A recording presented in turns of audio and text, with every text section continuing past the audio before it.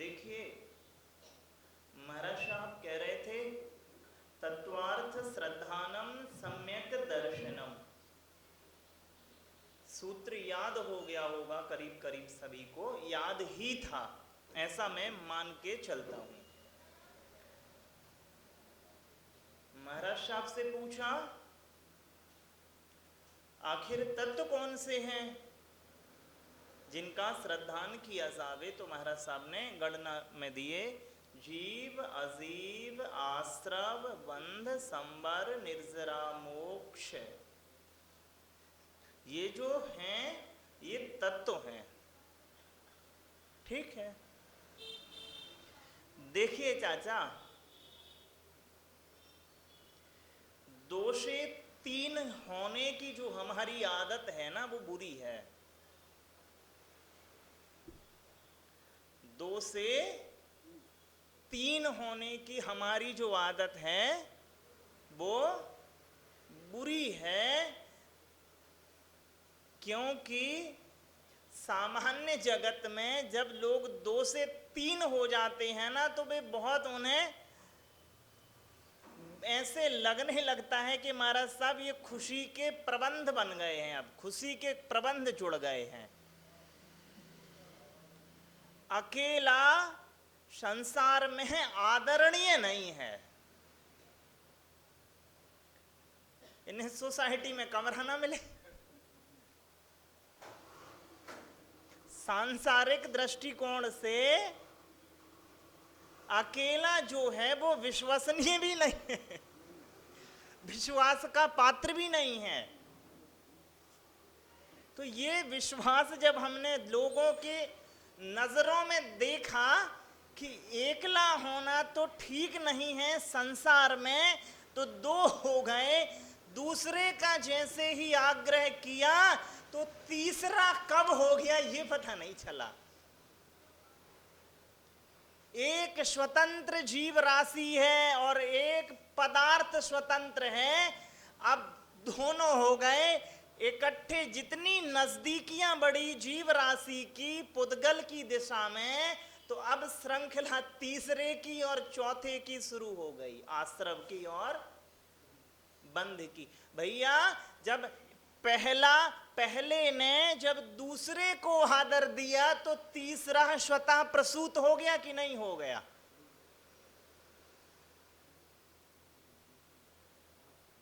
तो क्या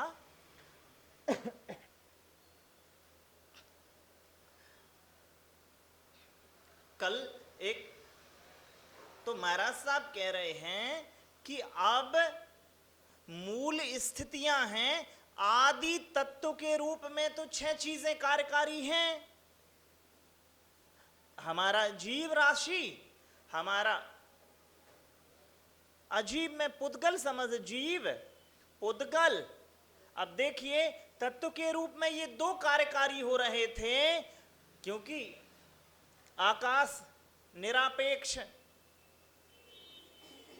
धर्म निरापेक्ष, अधर्म निरापेक्ष, समय निरापेक्ष। तो प्रपंच कहां से आया भैया? प्रपंच आया पुद्गल के प्रति जीव के आग्रह से, अजीब के प्रति नहीं भैया, पुद्गल के प्रति।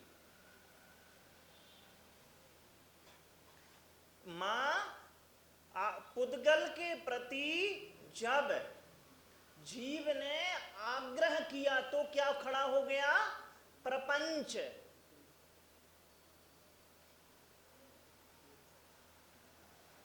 अब सैद्धांतिक अर्थ में आप उसे ग्रहण कर पाए अथवा नहीं कर पाए पुद्गल को, लेकिन पाने का आग्रह तो कर ही सकते हैं ना।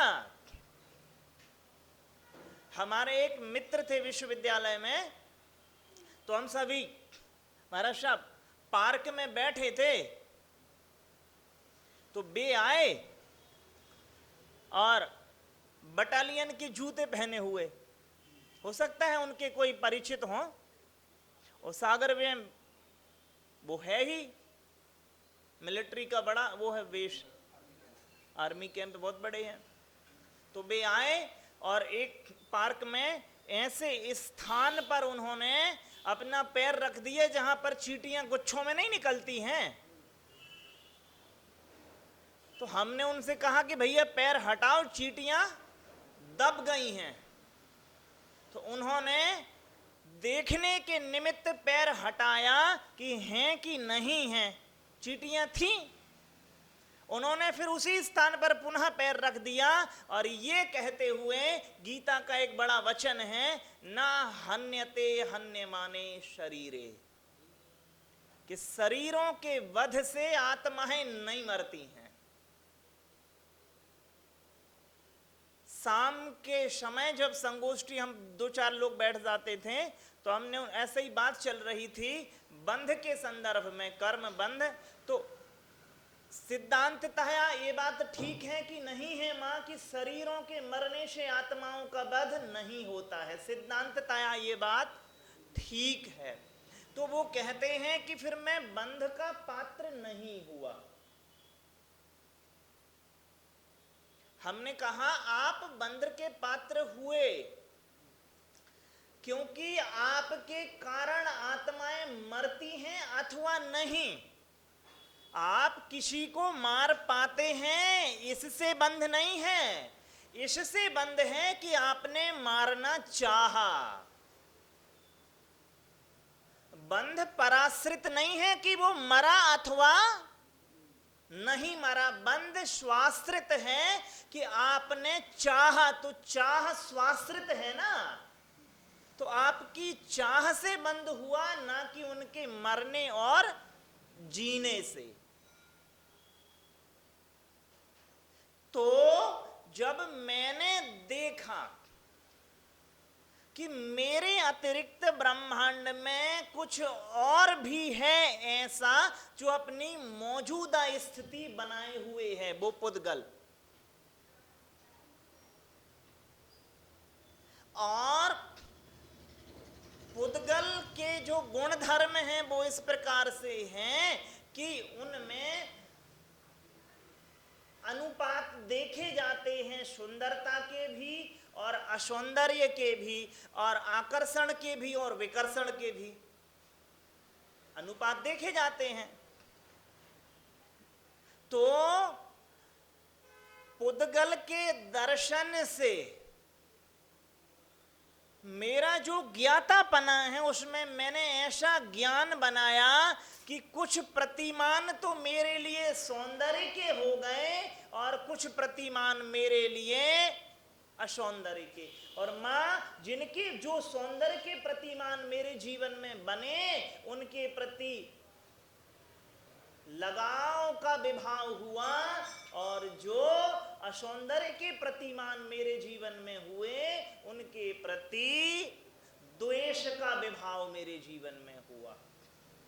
और फिर मैं तुलना करने लगा कि क्या अच्छा है और क्या बुरा।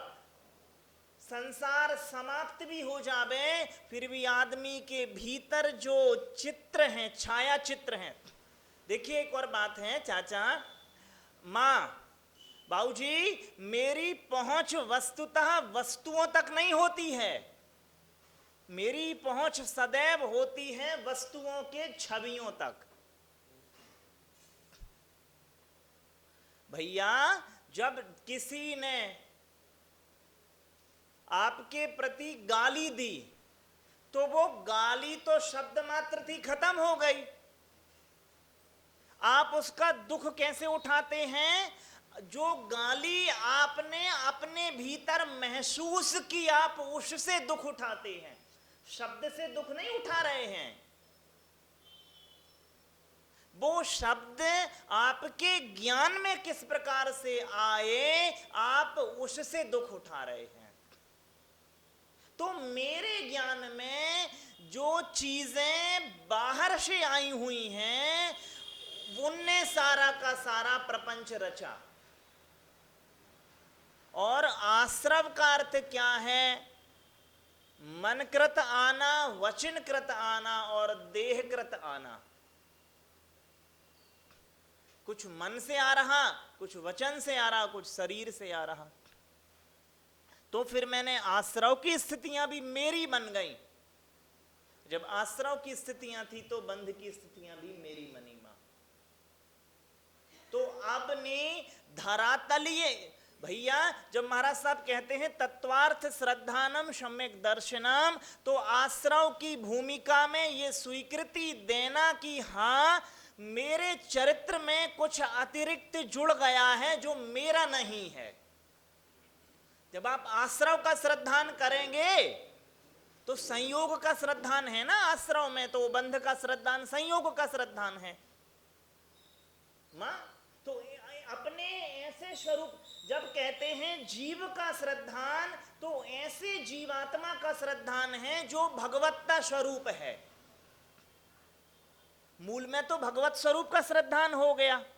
जब कहेंगे हम पुद्गल का या अजीव का श्रद्धान, तो कुछ ऐसा रसायन जो भगवत्ता स्वरूप नहीं है।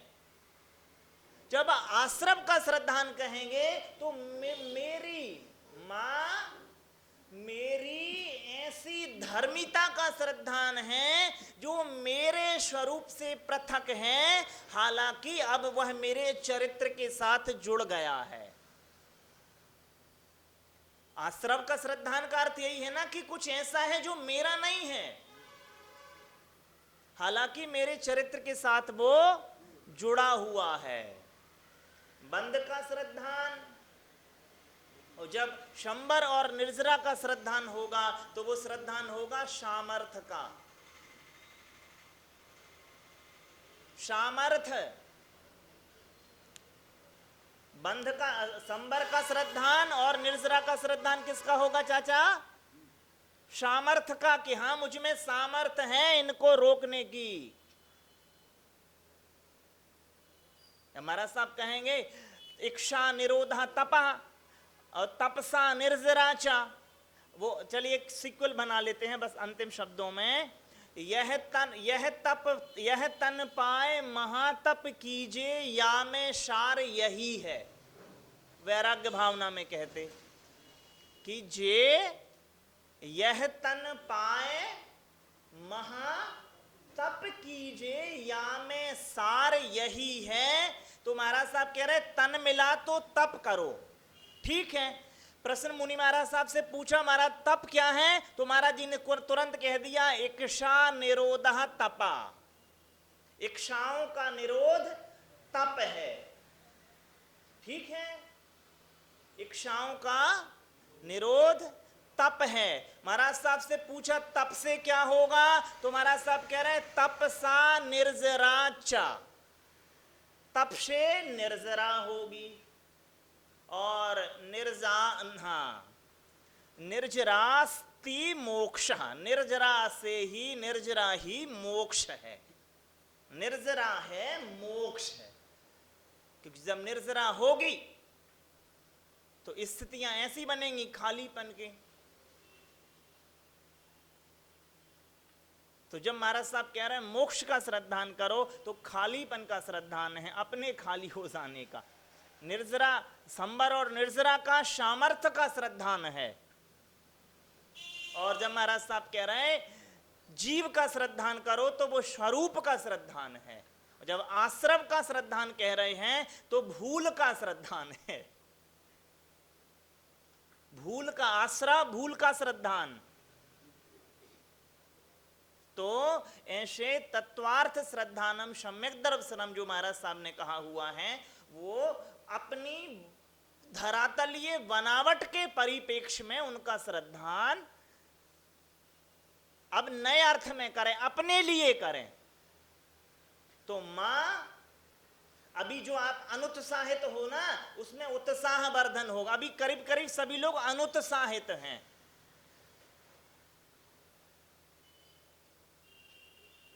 अभी आपको बताऊं कब हुआ था मुझे पता नहीं, शायद रशिया में हुआ था या कहां हुआ था। अब जो आजीवन कारावास महाराज साहब जिन्हें हुआ था, 50, कोई 20 साल, कोई 30 साल, कोई 40, कोई 50 साल से जेल में थे।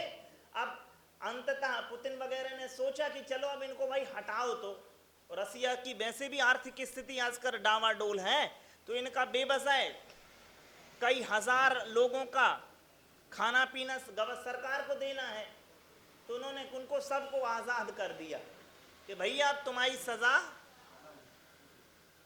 और मजेदार तो है कि अगले एक हफ्ते में उसमें से 90% फिर कोई जुर्म करके वापस आ गए। वो कह रहे हैं आखिर जब 50-60 साल इधर ही गुजार दिए हैं, अब बाहर जाके अव्यवस्था नजर आती है। अरे यहां व्यवस्थित तो हो गए हैं ना, अब चोरों से भी जान पहचान हो गई है और थानेदार से भी जान पहचान हो गई है। अब बाहर जाएंगे नई व्यवस्था में बड़ा मुसीबत होगी। तो हम सब वो लोग हैं जो अब नई व्यवस्था में खुद को अव्यवस्थित महसूस करते हैं। अब ठीक है, शरीर के धर्मी हो, शरीर की धर्मिता तो पता ही है, तो अब चल रहा है तो चलने दो, नई धर्मिता का कौन झंझट मोल ले। तो हम सभी लोग इस तरह के विश्वास से भर गए हैं, और ये विश्वास वही है जिसे महाराज साहब ने धारावाहिक ज्ञान कहा है, जो कि मिथ्यात्व की कोटि का है। अब हमारे सम्मुख पूज्य महाराज साहब भी विराजमान हैं और छुल्लक महाराज साहब भी विराजमान हैं। तो आप आज छुल्लक महाराज साहब पूज्य श्रद्धेय छुल्लक महाराज साहब कमल सागर जी से निवेदन करेंगे सभी के ओर से कि महाराज साहब अपने मुखारबिंद से कृतार्थ करें। पूरी छुल्लक कमल सागर जी महाराज की जय। इक्षामी महाराज जी की जय। ये भी लगा देना।